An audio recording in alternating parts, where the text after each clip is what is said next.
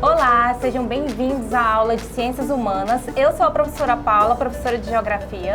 Eu sou a professora Manuele, professora de História. E eu sou o professor Humberto Miranda, professor de Geografia. Na aula de hoje, a gente vai trabalhar o caderno de Ciências Humanas. O caderno de Ciências Humanas é composto por História, Geografia, Filosofia e Sociologia.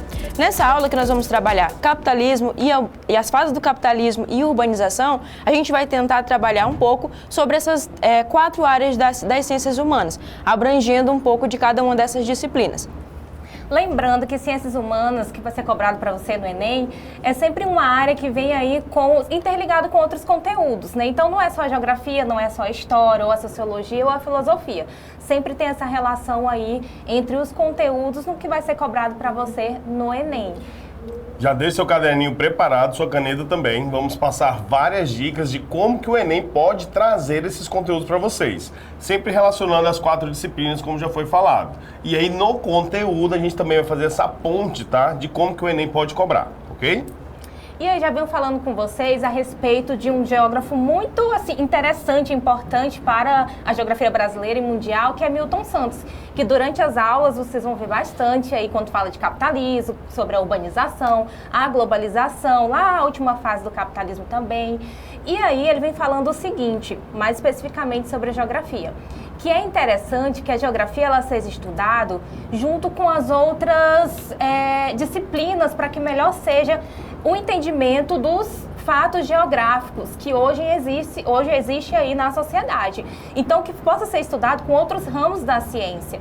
E é algo que nós, professores de geografia, sempre colocamos isso muito em prática. Porque a gente até brinca, né, professor Humberto, que fala que a geografia ali, ela passeia por todas as outras ciências e tudo, mas de fato acontece isso. Então, hoje, para que você possa entender como está acontecendo ali a configuração da sociedade, da urbanização, é interessante entender todos os fatos que ocorreram anteriormente, fatos históricos, a evolução da sociedade, o capitalismo, que está totalmente ligado à urbanização, e aí, consequentemente, vem a industrialização, que nós vamos ver aqui na aula também, e como isso tem influenciado e influenciou todo esse processo de organização aí do espaço geográfico e da urbanização. Lembrando que a urbanização mundial, ela não ocorre da mesma forma em todos os lugares no mundo, tem as suas diferenças. E aí o Milton Santos fala também que, na verdade, a organização da sociedade, ela vai refletir muito do extrato social dessa sociedade, né, das classes sociais que existem aí. E o capitalismo, ele vem aí deixando isso cada vez mais evidente na sociedade, e vamos entender como que isso vai acontecer e como que isso vai refletir no espaço geográfico, mais precisamente no processo de urbanização mundial e brasileiro também, que está aí no contexto mundial. Então, para entender, para começar essa aula, a gente vai analisar primeiramente o que é capitalismo. Quando a gente fala em capitalismo, a gente pensa muito na ideia de um sistema econômico, que de fato é, só que vai muito além de um sistema econômico. Quer dizer respeito a toda uma estrutura política, uma estrutura social, a organização de uma sociedade e, claro, a economia. E o capitalismo tal qual conhecemos hoje, né, com alguns conceitos como trabalho assalariado, propriedade privada, ele não é assim desde sempre. Por isso, nessa aula, a gente vai passear um pouco sobre as fases do capitalismo, correspondente a cada uma das fases da história, e vamos analisar também a configuração da sociedade atual.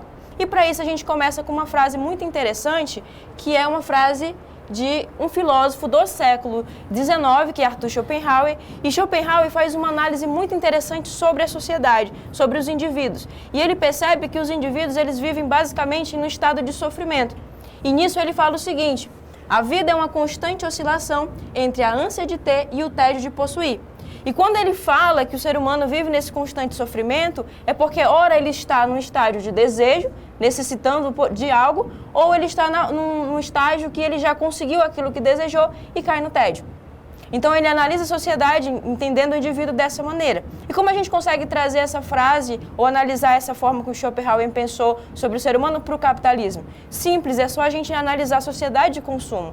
A sociedade de consumo característica do capitalismo é uma sociedade baseada na criação de necessidades. Cria-se necessidades nas pessoas e essas pessoas vão passar a consumir. E quando se deseja algo e necessita de algo e possui aquilo que desejou, volta de novo para o mesmo estágio, mantendo sempre a produção, mantendo sempre essa roda, do capitalismo acontecendo. E aí é até interessante, o Enem trouxe uma questão, inclusive, para a gente falar sobre essa questão, né? Sobre essa importância de criar essa necessidade, de criar essa importância que o consumidor tem para determinado produto. Nós temos que analisar aqui sempre a questão do seguinte: o capitalismo, ele já sofreu algumas crises e, ao superar essas crises, ele cria estratégias. E nessas estratégias nós temos a atual fase, né? Quando a gente fala o seguinte: no capitalismo, antes eu criava o produto, fabricava e depois eu tentava, através do marketing, da publicidade, vender esse produto. Agora, o que eu faço? Eu crio primeiro a necessidade, eu analiso o mercado, vejo o que as pessoas querem de fato, para depois eu produzir esse produto. Ou seja, eu vou criar uma necessidade antes mesmo de fabricar. Então, atualmente, o capitalismo já entendeu a lógica de não gerar estoques, e aí nós temos a crise de 29, que nós vamos falar daqui a pouco, né? Mas vocês, alunos, sabem disso, já estudaram. A crise de 29 foi uma crise, né, de superprodução. Então, hoje o capitalismo, ele não vai produzir para depois vender. O que ele vai fazer? Ele vai analisar o mercado, entender o que você quer enquanto consumidor, para depois produzir. Vamos para a questão que fala sobre isso? Essa questãozinha de 2015, prova cinza, questão 45, fala assim: falava-se antes de autonomia da produção para significar que uma empresa, ao assegurar uma produção, buscava também manipular a opinião pela via da publicidade. Nesse caso, o fato gerador do consumo seria a produção. Como eu falei para vocês, você primeiro, o que acontecia antigamente? Produzia-se antes, então tinha essa autonomia, né, essa produção, e depois, através da publicidade, fazia o consumidor consumir. Então aqui, na questão, ele traz a primeira análise, como é que funcionava antes. Aí continua a questão. Nesse caso, o fato gerador do consumo seria a produção. Ok, terminando essa primeira fase. Mas, atualmente, as empresas hegemônicas produzem o consumidor antes mesmo do entendimento... produzem o consumidor antes mesmo de produzir os produtos. Então, olha só, está produzindo o consumidor antes do produto. Um dado essencial do entendimento do consumo é que a produção do consumidor hoje precede a produção dos bens e dos serviços. Então, como eu falei para vocês antes, eu primeiro analiso o mercado, vou criar a primeira necessidade, né? Produzir o consumidor. Aí, continuando a questão, vem aqui.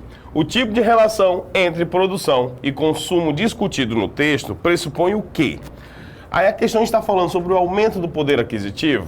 Em nenhum momento o texto trouxe isso, nem na primeira parte do texto, nem na segunda parte do texto. Ele não citou. Repare sempre que lá no texto ele trouxe dois momentos, um anterior e um atual. Então, continuando aqui as análises. Está falando sobre o estímulo à livre concorrência, seria a ideia de liberalismo, ou neoliberalismo e tudo mais e tal. A questão também não fala sobre isso. Letra C, criação de novas necessidades. O texto ele traz algumas ideias sim, tá? Dessa necessidade do consumidor, analisar, né? Criar uma necessidade. A C parece bem viável. D, formação de grandes estoques. Como eu falei para vocês, isso aqui foi um problema lá atrás do capitalismo, lá da crise de 29, por exemplo. Então não se produz mais grandes estoques, ele quer algo atual. E a letra E fala em implantação de linhas de montagens, isso era no início também da Revolução Industrial, da grande produção, ali a gente tinha, né, a ideia do Fordismo, Taylorismo um pouco anteriormente, tudo mais. Então, por descarte das alternativas, a gente chega na questão C, criação de novas necessidades, tá? Essa é a ideia. Eu crio a necessidade para depois eu fabricar o produto, produzir o produto. Essa é a nova fase do capitalismo e funciona desse jeito. E aqui nós temos algumas características, tá, do capitalismo comercial, que aí no caso vai do século XV ao século XVIII. Ele traz alguns temas aqui. E assim, gente, são palavras-chave, são termos-chave para vocês durante as questões, para vocês analisarem. Então, quando fala de balança comercial favorável, por exemplo, até hoje se usa, tá? Por mais que a fase do capitalismo comercial tenha acabado, estejamos numa fase bem mais recente que a informacional, mas sempre é importante a gente ter a análise da balança comercial. Se ela está favorável, o Enem vai chamar de superávit. Se ela está desfavorável, o Enem vai chamar de déficit. Tá? Então o mercado sempre busca o quê? Uma balança comercial favorável. Ele vai estar sempre vendendo mais do que comprando, vai estar exportando mais do que importando. Tá? tá? A questão do mercantilismo, aqui nós temos o mercantilismo também, né, conhecido como capitalismo comercial. O professor Manu pode falar muito melhor sobre isso, inclusive. Nós temos aqui o metalismo, que é acúmulo de capitais, acúmulo de metais, na verdade. Por isso se buscava tanto ouro, prata nas colônias. Manu. Bom, aqui nessa fase do capitalismo comercial, como eu falei lá no início, cada fase vai dar mais ou menos ali, na época de uma transformação histórica muito importante. E no caso do capitalismo comercial, ele inicia a partir das grandes navegações no final do século XV e início do século XVI, que remete-se também ao final da Idade Média e início da Idade Moderna. Nessa fase a gente vai ter uma grande transformação, por quê? Porque o que estava em alta nesse momento era o comércio, principalmente o comércio marítimo, inicia ali com as especiarias e posteriormente com a formação das colônias, principalmente na América. E no mundo, o que estava acontecendo? Essa busca desenfreada por metais preciosos, que são motivados pelo mercantilismo. E o que é o mercantilismo? Foi um conjunto de práticas econômicas que foram adotadas pelos reis absolutistas. Quando os países da Europa se formam, eles conseguem se unificar dentro dos reinos, eles vão adotar políticas para tentar melhorar a sua economia. E dentro dessa política, né, você tem o metalismo. O metalismo é a chave do mercantilismo, que é a busca por acumulação de metais preciosos, porque a medida de riqueza de um país era a quantidade de ouro que ele conseguia acumular. Tendo em vista também que, na época, eles achavam que a riqueza do mundo poderia acabar. Então, a ideia era sempre acumular. E, nesse sentido, entra o colonialismo. As colônias da América, principalmente o Brasil, né, para Portugal, está inserido nesse processo. Então, o Brasil foi uma colônia de Portugal e o Brasil serviu como uma forma de gerar lucros para a coroa portuguesa. Então, essa é a fase do capitalismo comercial. Essas características da balança comercial favorável, o metalismo, o colonialismo e o protecionismo são características do mercantilismo.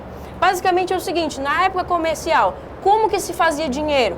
A partir dessas medidas que eram adotadas. E uma característica importante também da fase comercial é a forte intervenção do Estado na economia. Se eu disse a vocês que tinha um rei absolutista, esse rei é quem mandava na economia. O rei que controlava tudo, então ele intervia diretamente. Quando você fala do protecionismo, quem protegia a economia era esse rei. Então ele estabelecia o que fosse melhor para dentro do seu território. Então, taxas, impostos, produtos que iriam entrar ou não dentro daquele território seriam então determinados por esse rei. Então, na fase comercial, a gente vai ter essas características que vão marcar o início da Idade Moderna. E vocês vão observar que é simples até de entender porque ele fala em capitalismo comercial. E se é comercial, está ligado à ideia de comércio. Então, quando o comércio vai ter o seu boom? Durante esse momento da história, que são as grandes navegações. E é importante lembrar que as colônias, elas representam um papel muito importante aqui, que o papel era gerar riqueza para os países da Europa. E nesse sentido, eles vão firmar o Pacto Colonial. O que é o Pacto Colonial? Foi um pacto de exclusividades que previa a exclusividade na comercialização de produtos com suas colônias. Por exemplo, o Brasil era colônia, Portugal era metrópole. E nesse sentido, o Brasil só poderia comercializar com Portugal, garantindo a exclusividade, garantia assim o máximo de lucro para Portugal. E isso era o Pacto Colonial, que é a característica dessa fase do capitalismo comercial. Que aí a gente vai chamar também essa ideia que a professora Manu trouxe como a DIT do capitalismo comercial, tá? A primeira DIT. Então, as 4 fases do capitalismo, para cada uma a gente vai ter uma DIT, uma Divisão Internacional do Trabalho. Só deixar claro aqui essa ideia, tá? Quando a gente fala de DIT, Divisão Internacional do Trabalho, está relacionada à função dos países no mercado mundial. Tá? Então, nessa época, como a professora Manu colocou, você tinha as colônias que tinham a função de fornecer matéria-prima para as metrópoles e as metrópoles enviavam trabalhadores, normalmente escravos, né? E mandavam produtos manufaturados também. Então, essa era a DIT do colonialismo ou pacto colonial. Uma outra ideia também, Manu, da característica aqui do capitalismo comercial é a ideia do protecionismo, né? Isso era muito forte. Se a gente analisar do capitalismo comercial para a atual fase agora que estamos, o protecionismo ele é combatido. Então, por exemplo, trazendo para atualidades, a OMC, a Organização Mundial do Comércio, ela combate o protecionismo. Antigamente, lá no capitalismo comercial, o protecionismo era fato, ele tinha que acontecer. O que é isso? Protecionismo, como o próprio nome já diz, né, a ideia de proteção. Eu vou proteger o produto do meu país e não deixar que um produto de outro país entre. Então, eu não quero que o mercado seja atrapalhado por um produto estrangeiro. E isso funcionou, inclusive quem adotou medidas protecionistas foi Getúlio Vargas. Ele também era um governo de medidas protecionistas, né? E aí a gente está trazendo para a década de 30, para cá, já do século 20. Mas nessa ideia do capitalismo comercial era isso. Só podia entrar produtos da metrópole na colônia, obviamente. Então não podia entrar outros países fazendo comércio, tá? Só para vocês entenderem como é que combate-se o protecionismo hoje em dia. Você tem que ter uma livre circulação de mercadorias. Por isso bate muito nessa ideia, os Estados Unidos principalmente, a China também fala muito sobre isso, né? De deixar a mercadoria fluir e não ter impedimento, barreiras. E quais são as barreiras que eu coloco hoje em dia? Seriam barreiras alfandegárias. Eu taxo o produto, deixo o imposto bem alto, e aí quando eu vou comprar um produto lá de fora, que eu vou trazê-lo, né? Quando eu chego na taxação que eu vou pagar o imposto, ele se torna caro, então não vale a pena. Isso é uma forma de você estar forçando o consumidor a comprar um produto local. Outros países não colocam imposto, mas deixa sua moeda bem reduzida, que é para poder, na hora da conversão, não valer a pena. Exemplo disso é o Japão. O Japão, a moeda do Japão, o ien, ele vale bem pouquinho. Ele vale bem menos que o real, para você ter ideia. E o Japão é uma potência mundial, mas é proposital. Se o japonês for comprar um produto, né, que não seja japonês, na hora que ele vai comprar em dólar, esse produto fica muito caro, então ele desiste. Então são medidas protecionistas, tá? Mas mesmo assim, atualmente é combatida essa ideia. Mas no passado, valia. E ainda assim, na fase comercial, para a gente finalizar e passar para a fase do industrial, a gente tem uma característica importante aqui, porque é a análise da sociedade, né? A sociologia bate muito nesse sentido, né? De pirâmide social. Como a sociedade era organizada nessa fase? Porque diz muito a respeito sobre o capitalismo. Aqui, as classes sociais, elas eram estratificadas, elas eram divididas e sem mobilidade nenhuma social. Você tinha o clero, que era o grande poder da Igreja Católica, representado ali. Você tinha os nobres, a nobreza, os reis. E você tinha os servos, que era a população no geral, que ficava abaixo da sociedade. E quando eu digo que é uma sociedade sem mobilidade social, é aquela que não tem possibilidade de ascensão de classe, né? Um servo nunca se tornaria um nobre. Então, nesse sentido, quando você tem a introdução do capitalismo, que começa com o comércio, os responsáveis por iniciar esse comércio vão dar uma certa ruptura nessa sociedade, que no caso eram os burgueses. Burgueses viviam nos burgos durante a Idade Média e eles vão iniciar o comércio marítimo. Então, eles vão conseguir se ascender estabelecendo essa atividade econômica. Então, eles meio que vão rompendo um pouco com essa sociedade que era fechada. Tá? Que a característica do capitalismo é essa ideia de você conseguir se ascender socialmente. Tá? Então, para finalizar a fase comercial, a gente traz esse conceito para vocês, que é a mobilidade social. E aí, Paula, interessante, eu ia até puxar você mesmo para a discussão. Perfeito, ainda bem que a gente está alinhado. A professora Manu acabou de falar dos burgueses, né? Que surgiram ali nos burgos. E os burgos são as primeiras unidades, ali, primeiras formações, o embrião do que a gente chama hoje de cidades, né? Então já traz um pouquinho para a parte de urbanização, que é bem geografia. Sim, certo. A urbanização, ela começa aí se tornar mais intensa no mundo, na verdade, na questão industrial. Sim, né, na outra fase industrial. O que eu ia falar anteriormente, professor, é que já falando desse amparato da questão do capitalismo, é interessante a gente observar que desde lá do começo, das primeiras noções, das trocas aí, dessa questão do metalismo e de toda essa divisão internacional do trabalho, a primeira, né, é importante observar que sempre existe uma dominação e uma subordinação nesse processo todo. Por mais que tenha passado aí por todas essas fases, né, depois, toda a fase do capitalismo tem a sua DIT até a DIT atual, a Divisão Internacional do Trabalho atual, nós temos aí esse ponto a observar. Tanto no contexto mundial de relação dos países, da geopolítica dos países também, como na sociedade de forma geral. Mas, voltando para a questão aí da urbanização, é interessante observar como que acontece esse processo urbano no mundo.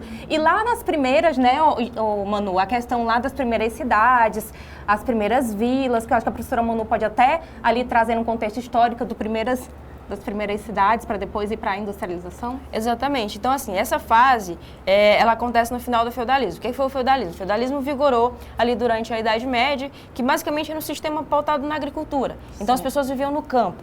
Né? As cidades que existiam passaram a diminuir a sua população porque as pessoas passaram a ir para o campo. E nesse sentido, com as cidades aí decaindo, você tem uma estrutura toda de relações sociais acontecendo no campo. Quando o feudalismo decai, lá no final da Idade Média, mais ou menos no século XIV, século XV, aí você tem um retorno gradual das pessoas para a cidade. E nesse sentido, as cidades começam a se formar, né, cidades que eram protegidas, muradas, por isso que, né, você chamava de burgos. Essas cidades muradas era justamente porque, lá no início foram para o campo justamente pelo perigo das cidades. Quando eles retornam, eles tentam garantir a segurança, formando esses muros ao redor dessas cidades. E a troca comercial na cidade, né, o comércio, ele inicia justamente de forma tímida, com trocas de excedentes agrícolas. Então, as cidades vão se desenvolvendo a partir da ideia do comércio, porque para uma cidade existir, para a sociedade existir, ela precisa de uma atividade econômica. Nesse caso, a agricultura permanece, não significa que a agricultura ela deixou, né, de ser utilizada, mas agora você inclui também o comércio, por isso que o nome é fase comercial. E nesse sentido, da fase comercial, a gente avança um pouco na história e vamos para a fase industrial. Na fase industrial, lembra que eu falei lá na fase comercial que inicia nas grandes navegações? Aqui na fase industrial, a gente tem a Revolução Industrial. E o que foi a Revolução Industrial? Basicamente, foi uma transformação no processo de produção. Antigamente, os produtos eram fabricados de forma manual, artesanal, né, e demoravam muito mais tempo e nem todo mundo conseguia ter acesso a esses produtos. Com o advento das máquinas, elas vão ser introduzidas no processo produtivo. Acelera a produção, mais produtos são fabricados e aqui a gente constitui duas classes importantes. Lembra que eu falei dos burgueses lá atrás? Então, os burgueses que acumularam riqueza na fase comercial, agora passam a investir nessas indústrias. Então, quem é o burguês que tanto é falado nessa fase de consolidação do capitalismo? O burguês é o dono dos meios de produção, como dizia Karl Marx. O que são os meios de produção? O investimento, claro que ele teve, né, o dinheiro, o capital para investir na indústria, era dele. A fábrica é dele, a máquina, as ferramentas, os equipamentos, tudo pertencia ao burguês.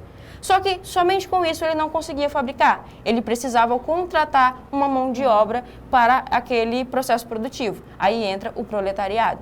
Nesse caso, o capitalismo industrial ele se molda muito no sentido das relações entre classes. Você tem o burguês e você tem o operário. E nesse sentido, cada um exerce uma função diferente. Assim, a partir dessa fase de consolidação do capitalismo, nós conseguimos enxergar a sociedade capitalista. Inclusive, Karl Marx, quando escreve as suas críticas lá no Capital, ele vai dizer o seguinte, que a sociedade está moldada exatamente como está dentro da fábrica. Você tem o detentor dos meios de produção e você tem aqueles que só têm a força de trabalho para vender. Tá? E aí, desculpa, professor. E só para pegar o gancho aqui, é interessante assim, né? Para chegar nesse processo de industrialização, você teve que ter um investimento maciço, obviamente, né? Então você teve ali por vários e vários anos, né? Investimento em novas máquinas, e aí a ciência foi se desenvolvendo também. Para tudo isso você tem um gasto muito grande. E aí a Europa, claro que teria que sair na frente, por quê? Porque por 300 anos ela explorou as colônias. E aí o mentalismo que a gente estava comentando agora há pouco. Então você vê que realmente a fase do capitalismo comercial, ela vai servir de suporte para o capitalismo industrial. Porque são 300 anos de acumulação de metais, de ouro, de prata, gerando riqueza na Europa. E aí a Europa pôde se desenvolver na sua, sei lá, tecnologia e tudo mais. Por isso a Revolução Industrial ocorre, né? Ela é principal, ela é pioneira na Europa por causa disso, por esse acúmulo de metais. E aí no capitalismo industrial tem um conceito bem interessante que sempre aparece nas provas, você pode usar na redação também, sempre puxamos ali sardinha para a redação, porque é um repertório, que é o mais-valia. Que é essa mão de obra aí que gera lucro para esse dono, né, para esse burguês, para o dono da fábrica. Então, no contexto industrial, nós temos esse conceito. O que foi essa mais-valia? O que é, na verdade, essa mais-valia? Né? Então, eu tenho ali o trabalhador, vou dar um exemplo de uma fábrica aí da Penalty, né, de esporte. Então, nós temos ali o trabalhador que dia a dia ele está ali fabricando essas bolas, 80, né, às vezes 40, 80, que o produtor ali, no que o trabalhador consegue ali no dia fabricar, mas no final do mês ele não consegue comprar nenhuma das 40 que ele trabalha, que ele fabrica ali num dia. Então, essa mais-valia é o quê? É nada mais do que essa mão de obra barata que vai gerar o lucro aí para o dono dessa fábrica, para o burguês. Trazendo assim para a nossa realidade, para os dias atuais, né, para o professor, estava fazendo uma análise relacionada ao professor. Vamos colocar ali a mais-valia do professor. Hipoteticamente, eu trabalho numa escola, né, particular, vamos dizer que você trabalha numa escola particular, e aí você está ali numa sala de aula com 30 alunos, que a mensalidade chega a R$1.000 por mês por aluno, e no final, né, R$30.000. E ali o professor ganha quanto? Né, nós temos ali entre R$3.000 e R$4.000, mas ali o professor está passando o conteúdo, está transferindo ali o conhecimento, mediando com o aluno, trazendo a informação para aquela classe que também está ali, mas no final do mês quem vai gerar ali, quem vai estar tendo o retorno maior é o dono ali daquela instituição. Então, dá para a gente trazer também ali para os dias atuais. Mas, de forma geral, a mais-valia, ela entra aí nesse contexto da industrialização com essa mão de obra barata que gera o lucro para o dono, né? O burguês, o dono da fábrica. E outra característica dessa fase industrial é a mudança da mão de obra. Lá na fase comercial, como a gente falou de colonialismo, a gente sabe que o que sustenta o desenvolvimento das atividades econômicas nas colônias é o trabalho do escravizado. Então, a escravidão foi o que pautou e gerou riqueza durante a fase comercial. Só que quando a gente chega na fase industrial, a escravidão já não é mais rentável.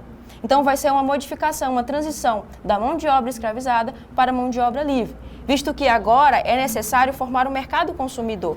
Já que o escravo ele não consome, é importante você colocar trabalhadores que recebam um salário para que eles possam consumir aqueles produtos que foram fabricados, porque a indústria não sobrevive sem mercado consumidor.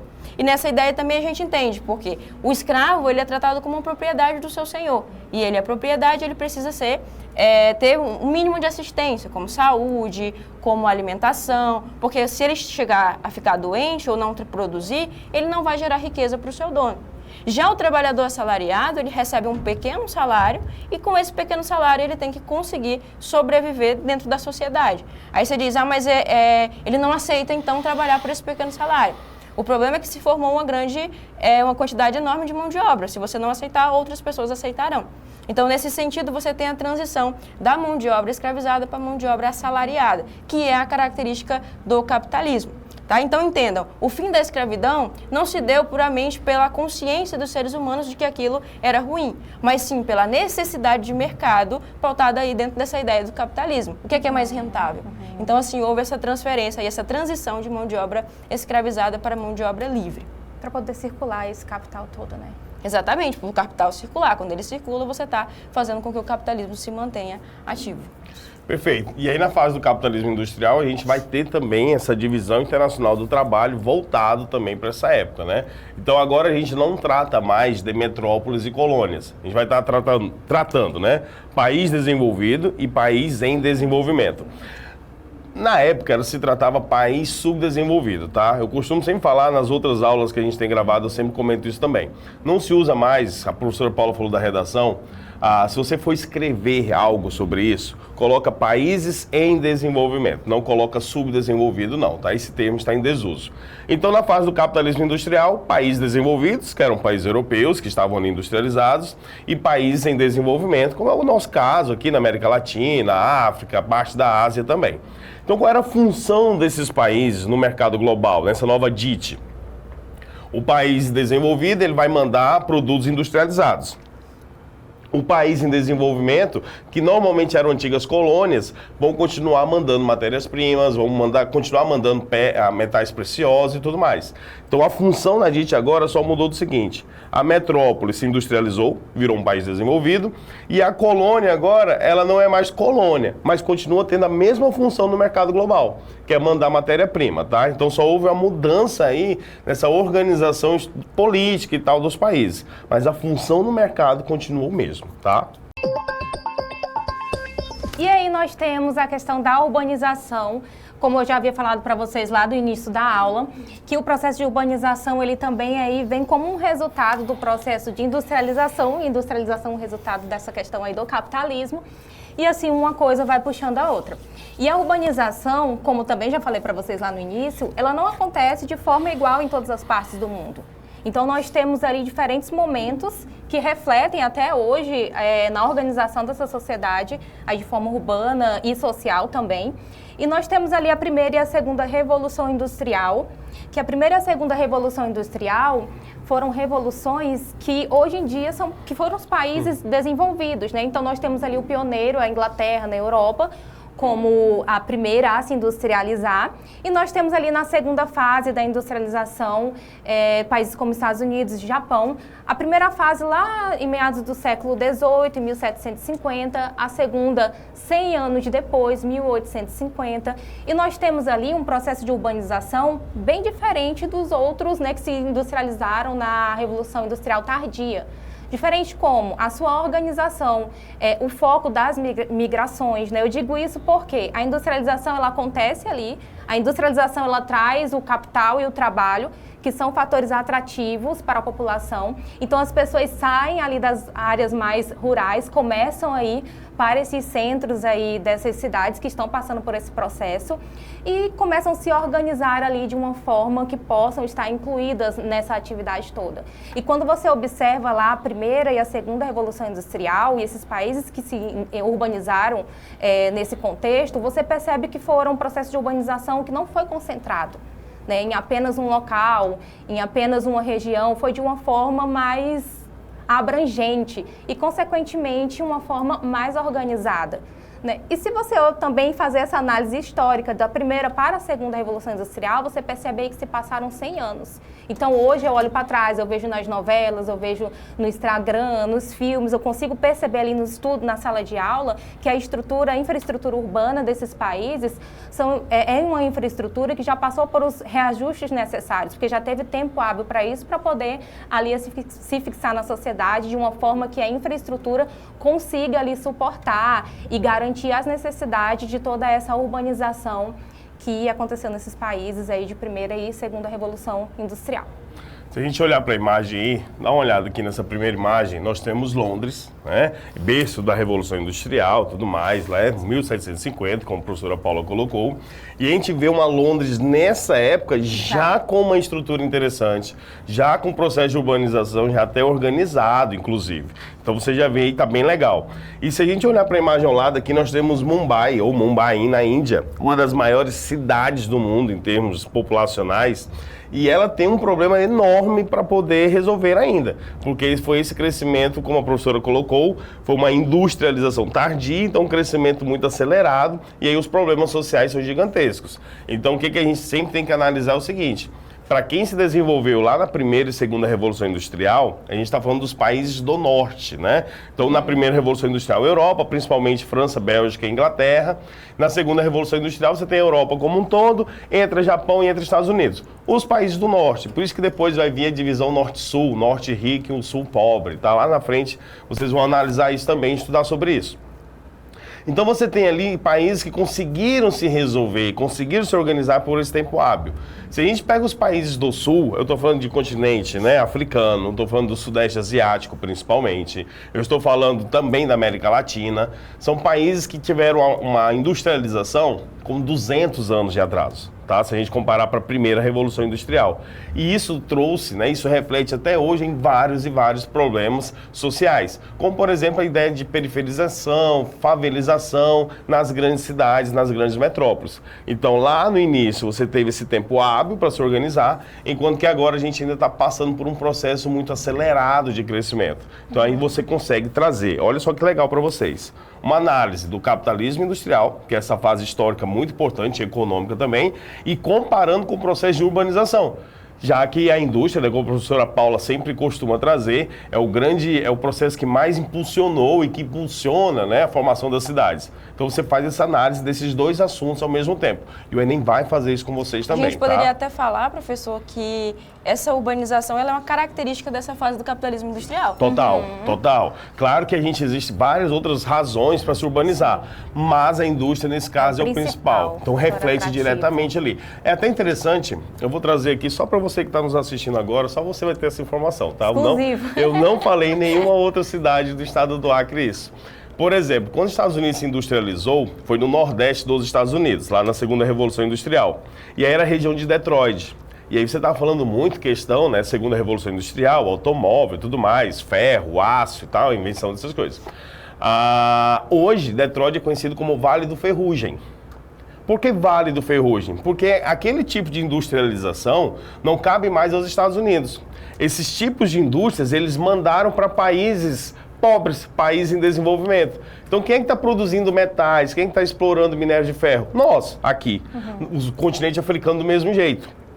Os Estados Unidos focou agora em desenvolver tecnologia. Saiu do nordeste dos Estados Unidos e agora está no oeste, que seria o Vale do Silício. Então, só para vocês terem ideia, como o próprio país vai se reorganizando. Qual é a ideia dos Estados Unidos estar exportando metais? A ideia dos Estados Unidos está exportando ferro, aço. Não, ele vai comprar de países em desenvolvimento e vai exportar tecnologia. Então, esse rearranjo também nas cidades, até dos países pioneiros, inclusive. Faz parte da DIT, né? Total, faz parte da DIT. Ele deixa de mandar produtos industrializados e agora envia tecnologia. E você vai e produz aí no seu país. E é interessante, outra questão sobre essa situação aí de como que aconteceu esse processo de urbanização, é que se você observar nos dias atuais, quando se fala de megacidade, que são números elevados, né, de pessoas em cidades mais populosas do mundo, se você observar no continente europeu, só tem uma, que é Moscou, na Rússia. E aí é interessante a gente fazer essa comparação, porque justamente quando fala aí desse processo concentrado, porque quando se tem uma concentração alta de indústria, dessas questões todas de serviços, há também uma densidade demográfica alta. Né? O número de pessoas que se dirigem para aquele lugar é alta. E quando a evidência de que, de fato, aí aconteceu na Europa de uma forma desconcentrada, é justamente hoje quando a gente observa o número de megacidades que existe no continente europeu, que é apenas, né, lá em Moscou, na Rússia, apenas uma. Já em contrapartida, se você observa a Ásia, né, nós temos o Sudeste Asiático lotado, então, lotado. É uma evidência. E aí, já pegando para o Brasil, nós temos aí também que aconteceu na Revolução Tardia, né, na terceira Revolução Industrial, chamada de Tardia. O Brasil, ele começa ali na década de 30, mas ele vai ali crescer, né, na década de 50, e lá na década de 70 nós temos assim, né, de 30 para 70, um crescimento industrial bem relevante. Então, isso também vem trazendo aí a questão do fluxo populacional. Só que o que acontece no Brasil é que essa industrialização, ela acontece de forma concentrada. Ah, é só uma região? Não, não é só uma região, mas é mais em uma região. No caso, a região brasileira que mais tem a concentração da indústria é a região sudeste. Depois vem o sul, mas o principal é a região sudeste, que é chamado de coração industrial do Brasil. E aí, consequentemente, quando você vai lá ver todo o contexto de migrações internas brasileiras, você percebe que o fluxo, a direção principal, logicamente, nesse contexto de capitalismo, do capital e do trabalho, que é um fator atrativo, você percebe que a região sudeste é a que atraiu mais pessoas. Lógico, que as pessoas foram atrás de se fixar na sociedade, conseguir métodos de subsistência para poder ali sobreviver, já que as realidades do campo, muitas das vezes, não se adaptam a todas as pessoas. Na década de 70, nós temos um fluxo migratório também grande nesse sentido da urbanização, principalmente para a região norte e região centro-oeste, porque chega ali, né, a abertura da fronteira agrícola. Então, essa tecnologia toda que o capitalismo traz, ele também vai lá, né, colocar no campo. E aí, quando chega aqui no Brasil a Revolução Verde, esse conceito, essa tecnologia no campo, vai ser um fator repulsivo. Na cidade é um fator atrativo, mas no campo vai ser repulsivo. Por quê? Porque nem todas as pessoas conseguem ali se adaptar a essas novas tecnologias.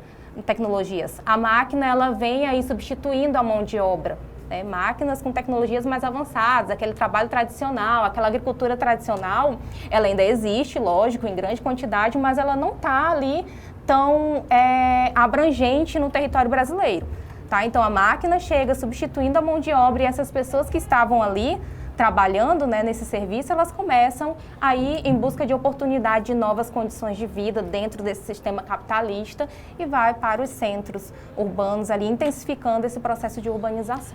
E aí, pegando a ideia de urbanização aqui, aí bora, né, ver o que o Brasil fez, né? Eu falei Estados Unidos que criou suas estratégias, a Europa criou suas estratégias também. Vamos pensar nas estratégias brasileiras nesse caso. Então, a gente sabe que ali no período de 50, década de 50, Juscelino Kubitschek, ele abre mesmo as portas, né, do mercado nacional para empresas multinacionais.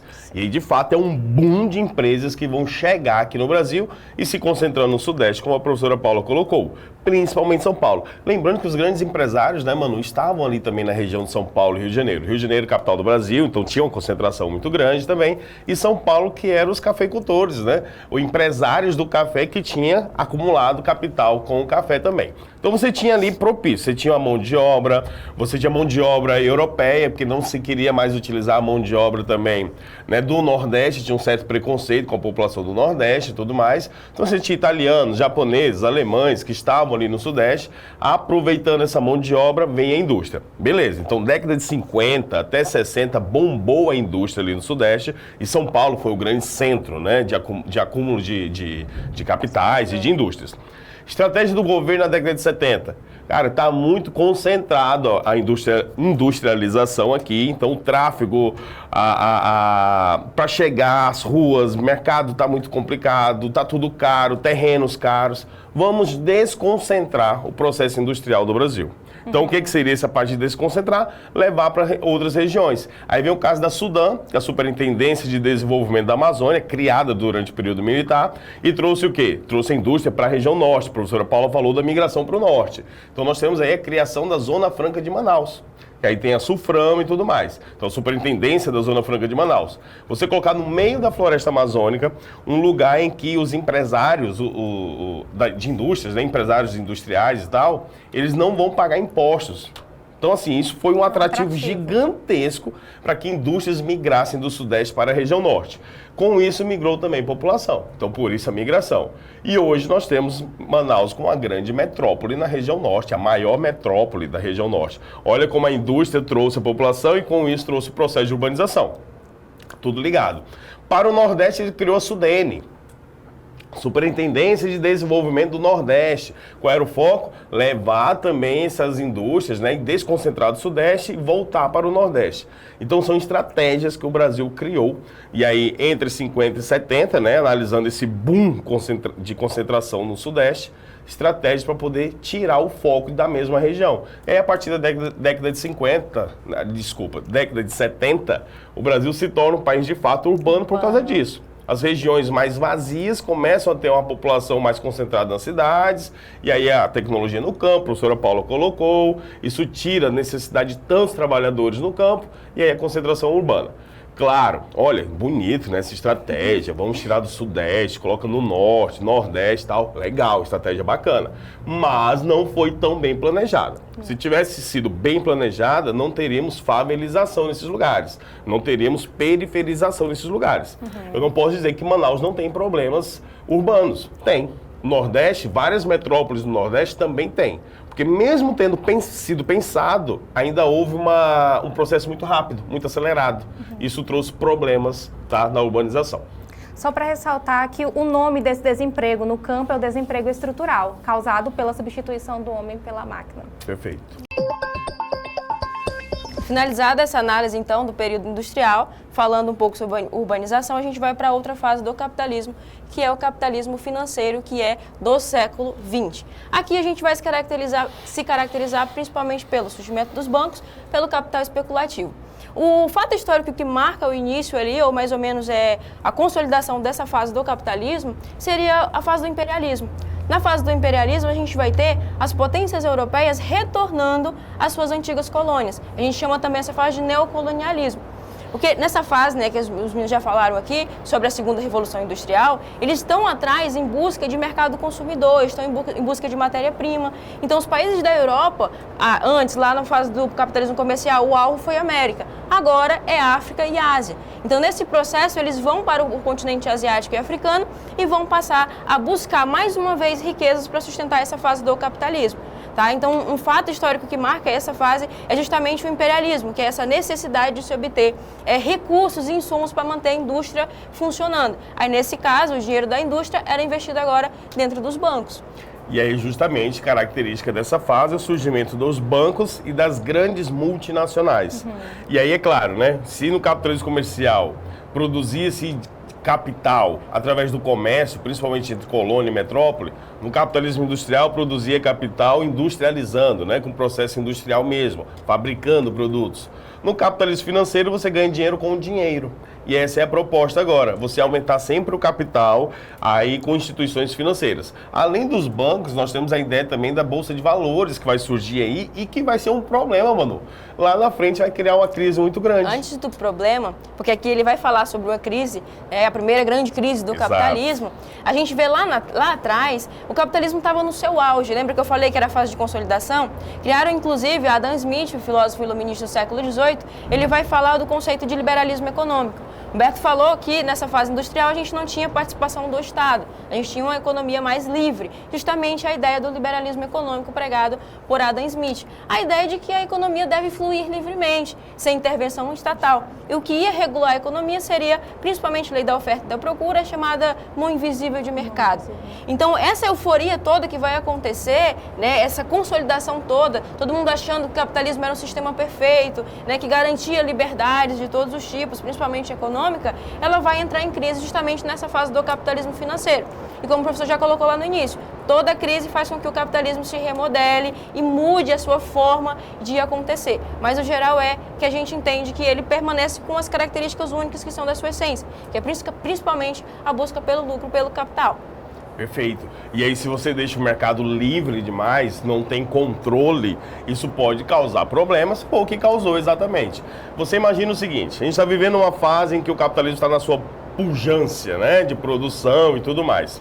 Produzindo muito, aí nós temos um detalhe também. Se a gente pegar na parte da história, nós temos aqui, depois do imperialismo, partilha da África e da Ásia, alguns países começaram a criar treta uns com os outros e tudo mais. A Alemanha não gostou da partilha, achou que não estava bem servida, e nós temos o início aí da Primeira Guerra Mundial. Pau, beleza. Aí nós temos, né, Alemanha, Reino Unido, França e União Soviética, né, no meio disso também. Então, só para organizar, a Alemanha, o Império Austro-Húngaro e a Itália criando uma treta de um lado. Aí você tem a França, o Reino Unido, a União Soviética, que ainda era a Rússia, mas vai virar a União Soviética no meio do processo, e os Estados Unidos do outro. Beleza, aconteceu a Primeira Guerra Mundial, foi horrível, a Alemanha perdeu, ainda bem, estamos tranquilos. Em 17, a Rússia vira a União Soviética, sai da guerra, os Estados Unidos entram na guerra, e os Estados Unidos entram para fazer comércio. Aí, detalhe, Primeira Guerra Mundial, e isso é um detalhe para outra discussão. Depois a gente senta, toma um café e fala sobre a Primeira Guerra Mundial.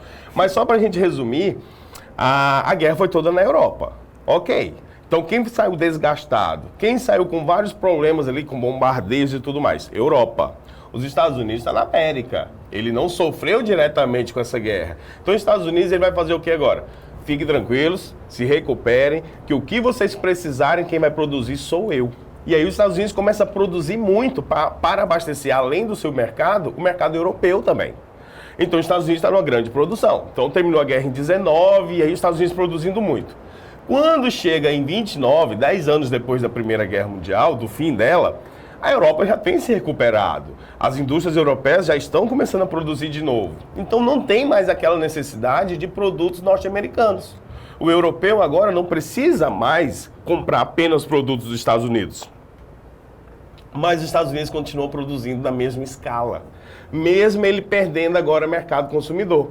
E o que vai acontecer? Se eu produzo muito e não tenho mais para quem vender, esse produto vai começar a gerar, vai acumular nos depósitos, nos estoques. E aí eu tenho a grande crise, né, a primeira grande crise do capitalismo, que um dos fatores foi justamente produção em excesso, geração de estoques.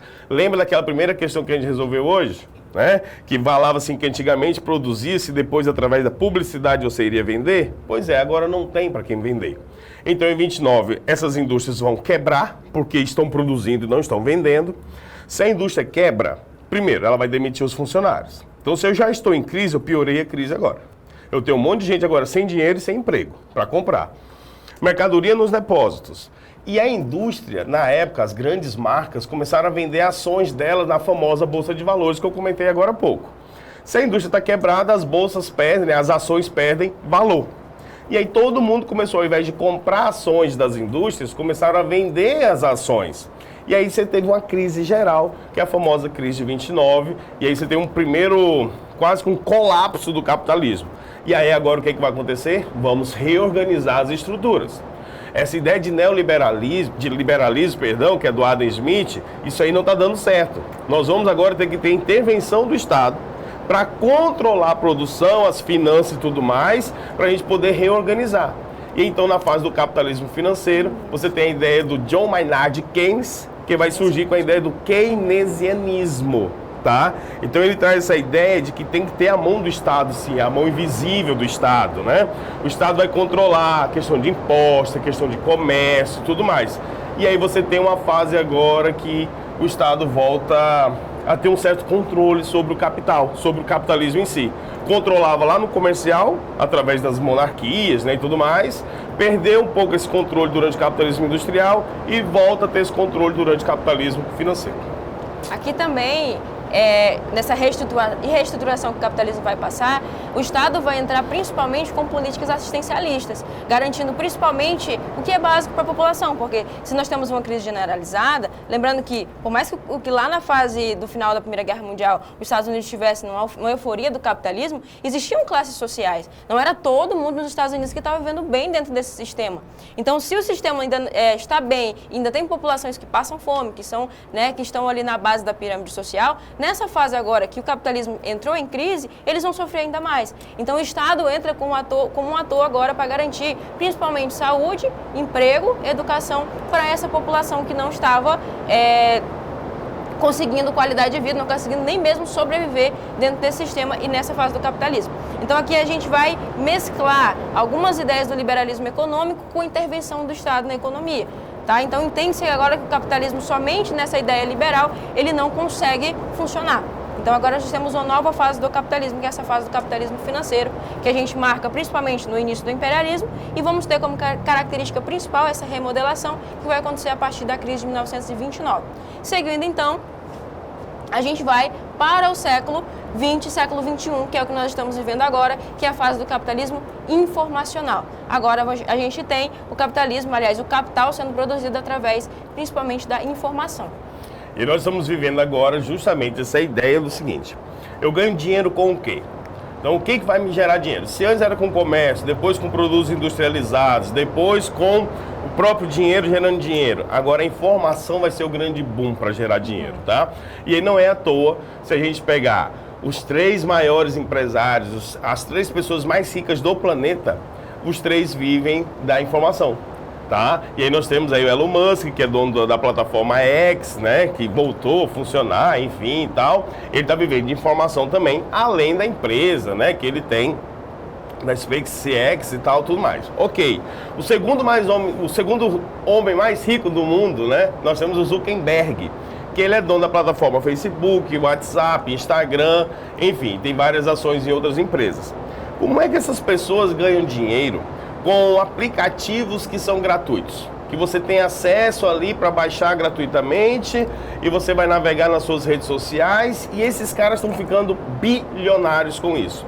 Porque através dos anúncios que são gerados nessas plataformas. Então o que acontece hoje? Como eu preciso saber o que o mercado tem interesse para depois eu fabricar, a melhor coisa que tem são as redes sociais.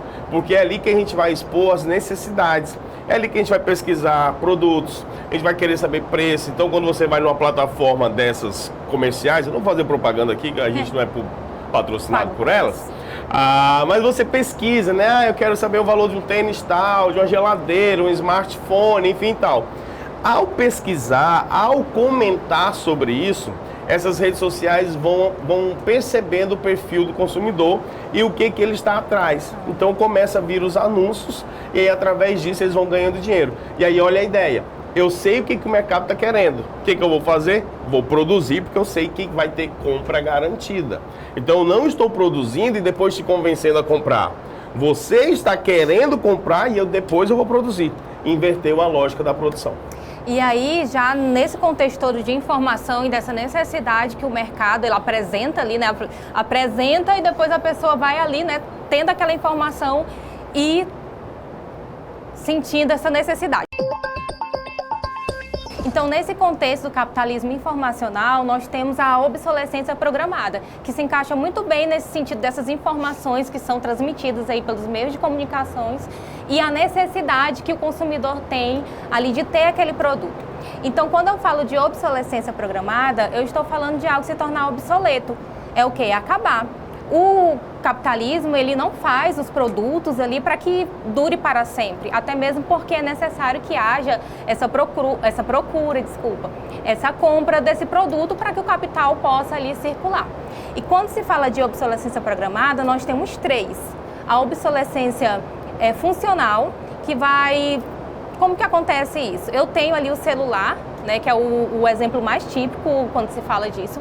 E aí você compra o celular e passa ali, sei lá, 2, 3 anos com o celular, não derruba, não acontece nada físico que possa danificar ele, mas ali no mercado, de repente, aparece com um celular com uma função a mais do que o seu. Então você começa ali a observar e fala, não, preciso daquele outro aparelho que tem uma função a mais que não tem o meu.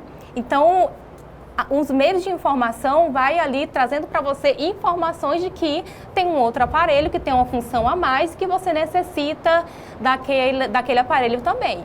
Então, ali inconscientemente ou conscientemente, você começa a ter essa necessidade de um outro aparelho, de um outro produto, tá? Essa é a obsolescência funcional.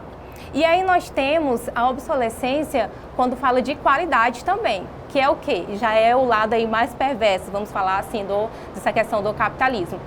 É que faz o produto de fato para que ele dure por um determinado tempo. Então é feito o celular novamente, tem ali, mas quando foi feito aquele celular já foi com a intenção ali, toda a estratégia do mercado, para que ele demore um determinado tempo e depois desse tempo ele começa a apresentar ali defeitos, enfim, começa a travar. A câmera que você comprou lá no início, que tinha uma qualidade boa, já não tem mais. Algum momento ele vai parar de funcionar, a bateria desse celular já não vai funcionar como antes, pode ser a bateria de um carregador de notebook também, enfim. Ele tem um tempo aí que, de fato, você vai ser obrigado a trocar por um outro produto. Então, essa é a obsolescência de qualidade. E aí nós temos uma outra que é chamada de obsolescência psicológica, que é justamente do capitalismo informacional, onde ele está mais presente, que é o quê? É justamente o que o professor estava falando sobre aparecer ali os anúncios, te incentivar, te instigar psicologicamente, através das propagandas, através ali mesmo do mercado informacional de forma geral. Então você começa ali a desejar aquele produto por conta de toda essa influência que a informação ela traz aí para você. Então quer dizer que é por isso que eu não quero mais usar meus 2 videogames que eu tenho, quero um novo agora. Exatamente. Ah, muito bem, agora eu entendi por quê. Pessoal, essa foi a última fase do capitalismo. A gente entende então agora que o capitalismo passou por várias fases, chegou na fase informacional, que junto dessa fase informacional a gente tem a tecnologia sendo desenvolvida, mas se você observar, aquelas características lá do início da fase comercial permanecem. Trabalho assalariado, a noção de propriedade privada, a noção principalmente da busca e acumulação de capital permanece. Por mais que a história tenha se modificado, alguns acontecimentos históricos tenham modificado e reestruturado o capitalismo, a sua essência e suas características permanecem sempre nesse sentido. E é importante lembrar que muitos críticos começaram a surgir, principalmente na fase industrial, para trazer, para mostrar para a sociedade os problemas que esse sistema tinha. Como, por exemplo, Karl Marx foi um grande representante, Karl Marx e Friedrich Engels, que escreveram teses de como o capitalismo não funciona, ou que pelo menos possuem vários problemas. E um deles é o problema justamente da desigualdade social. E essa desigualdade social pode ser representada muito bem nos conceitos que são relacionados a urbanização. Quando a gente fala de urbanização, e aí relacionando com o processo industrial e as fases do capitalismo, a gente tem um processo de macrocefalia urbana. Isso é consequência, gente, quando tem um processo muito acelerado na formação das cidades. Então, macrocefalia, o que é? Macrocefalia é um crescimento anormal. E quando eu falo de macrocefalia urbana, é um crescimento anormal das cidades. E aí o que vai acontecer? Na parte mais rica da cidade, claro que você vai ter uma infraestrutura melhor, investimentos maiores também. Rede de esgoto funcionando, tratamento de água encanada, gás, as vias normalmente são duplicadas. Então você tem uma infraestrutura urbana adequada, bacana. Mas aí acontece o quê? A população mais pobre não tem condições de morar nessas regiões, que normalmente são mais caras. E aí acaba acontecendo o processo de periferização, ou favelização, como a gente costuma falar também. E aí nós estamos falando de aglomerados urbanos, que não tem uma infraestrutura urbana legal, cidades foram feitas, né, ou bairros inteiros que não teve planejamento urbano, a prefeitura não participou na construção desses bairros, e aí você vai ter, muitas vezes, não tem acesso adequado. Se você precisar de um socorro médico, algo do tipo, um SAMU não chega, por exemplo, a ambulância não vai chegar lá em cima. A segurança também fica com déficit, porque muitas vezes viaturas não conseguem chegar lá também, e aí você vai trazendo problemas sociais. Muitas vezes esses lugares a gente tem, infelizmente, o poder paralelo também, tá? São milícias ou, né, organizações ali não oficiais que vão tomando conta da parte de infraestrutura de internet, fornecimento de gás, comércio, aí temos tráfico, criminalidade também. Então a macrocefalia urbana traz esses problemas sociais. E para conseguir consertar no futuro, vai ficando mais difícil, tá? Então, por exemplo, nessa imagem a gente consegue ver o complexo de favelas da Rocinha.